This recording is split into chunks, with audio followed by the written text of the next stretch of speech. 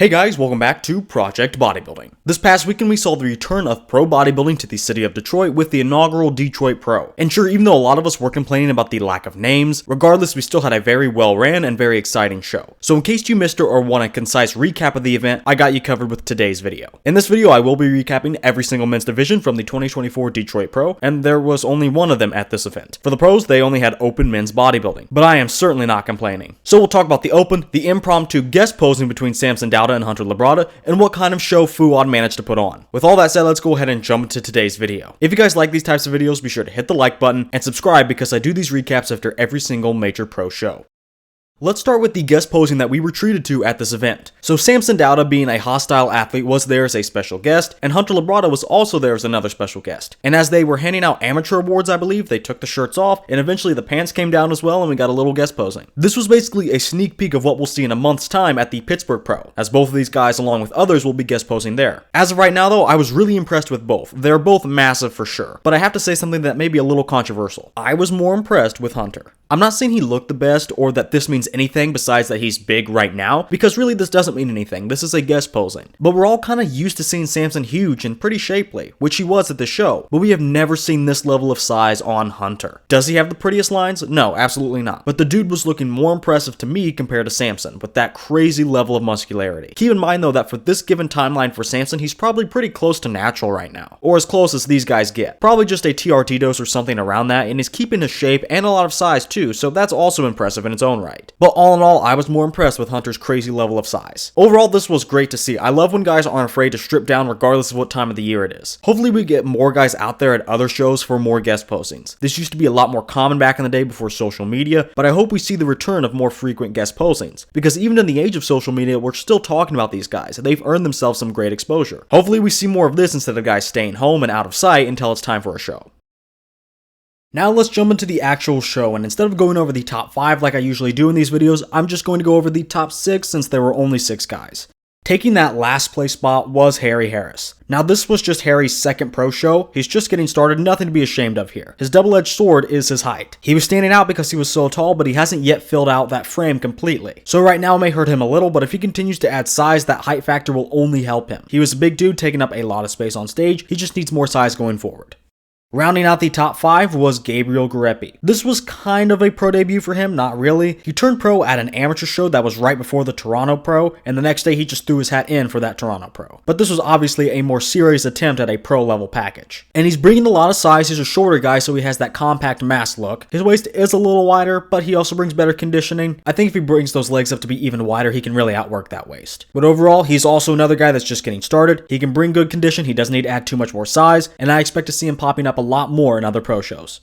Just outside of that top 3 was Justin Rodriguez. What is there to say about Justin that hasn't been said at this point? He's a mess. The shoulders are gross, quite frankly. The legs are asymmetrical, and the waist is just getting bigger and bigger. And sure, he's obviously not peaking as well as he has in the past. I don't really think he needs time off. Would it help him some? Sure, but to be blunt, I think this is just how good Justin is. Those 2 shows in 2022 just must have been flukes at this point, because look at the rest of his track record. It's just not there. Getting 4th place at this show is really not good, I have to say it. This should not be the placing for Justin, but we say this every single time. It's unfortunate, but I don't think Justin is going to stop competing, nor stop changing coaches 24/7. Let me know down in the comments what you think Justin's move should be. Should he take some time off? Should he stop changing coaches? What do you think the remedy is here? Again, let me know down in the comments.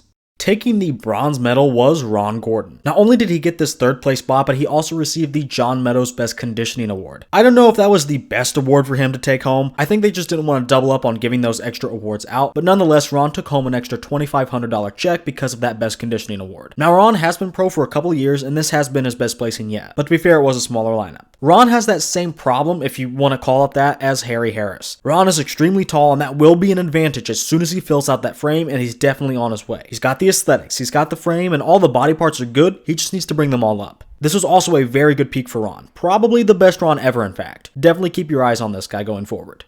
And placing a very narrow second was Good Veto. Good Veto really proved himself last weekend at the Arnold Brazil. He placed third there and he let everyone know that he's not just an Instagram bodybuilder. And he got even better in Detroit. And he got very close to that first place. And this is just his rookie season. He was just 1 point behind in prejudging, but he was straight seconds at finals. So overall, I think he's done really well so far. Remember, this is just his second pro show. He also got that Luke Standout Most Muscular award. Again, there may have been a better choice here with this award, but Good Veto definitely had that wow factor, so maybe that's what they were going for with awarding this award. Now, in regards to what he should be doing going forward, I actually don't think he should keep hunting for that Olympia qualification this year. Respectfully, I don't think Veto is going to be that competitive at this year's Olympia, even if he does manage to get his qualification, which he will have to wait for, by the way, since all the pro shows are at least a month away, and they're going to be very competitive as well. I think he has some gaps in his physique that will hold him back on the Olympia level, like the back and the chest and shoulder density. So I say Good Veto should shut it down for now and come back in 2025. He'll get an easy qualification and he'll definitely be able to do some damage at the Olympia, assuming he has done his homework by then. I think Good Veto has had a terrific rookie season so far. He's already left his mark for sure. He's definitely proven himself. I say he should shut it down and focus on leaving an even bigger mark in 2025.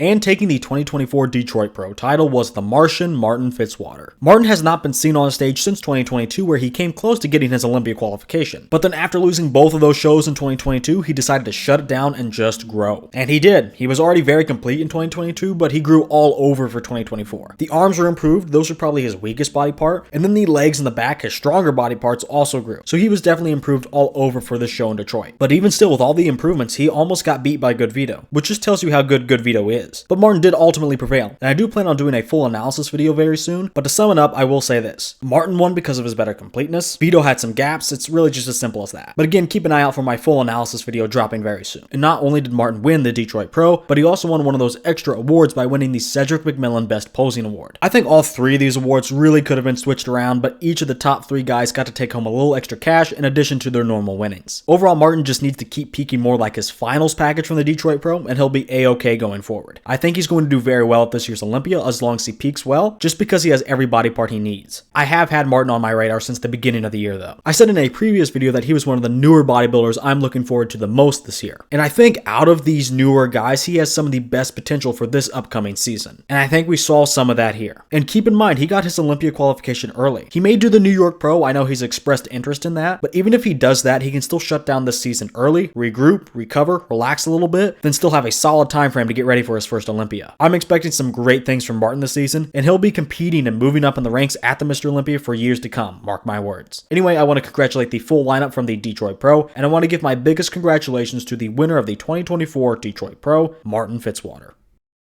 Overall, what a great show this was. Sure, the lineup was a little bare, and that's a little interesting because everything else regarding the show was spot on. The stage production couldn't have been better. The lighting was immaculate. We actually had a black backdrop for once, and the show was ran very neatly. Not to mention, the prize money for first was well above what it usually is for other open pro shows, with Fuad giving away $25,000 for first prize. And of course, we had bonus awards with an extra $2,500 being given away for each of those three awards. Not to mention, the live stream was crisp and clear. Shout out to Gilco for that, and to Fuad for allowing them to take the reins on that one. So from a fan's perspective, and even as an athlete, this was a terrific show. And honestly, shame on anyone who didn't compete here, but definitely could have. This was a big missed opportunity. Not to just get an Olympia qualification potentially, but to compete at a great show. But what's done is done. And I'm sure a couple of those guys out there will be wishing they did the show when they turn in at the end of the season with no Olympia qualification. Anyway, Fuad ran a great show, and even though I don't like Fuad all that well, we can't deny how good the show was, and how right Fuad and his team got everything in regards to actually facilitating the show. I believe Fuad plans to continue on with the show, and he definitely should. Not only was the show great and should continue, but this show should actually be the standard for all other pro shows. In terms of stage production, this was quite literally the best show we've seen in years. So hopefully it'll be back next year and years to come with even more incredible athletes.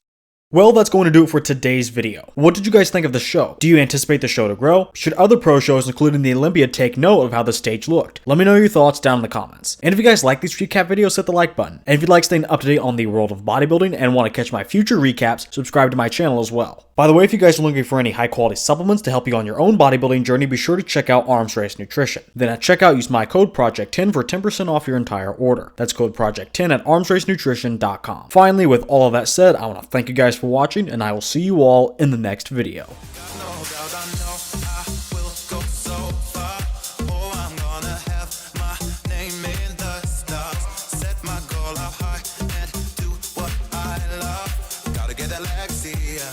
Gotta get that Lexia.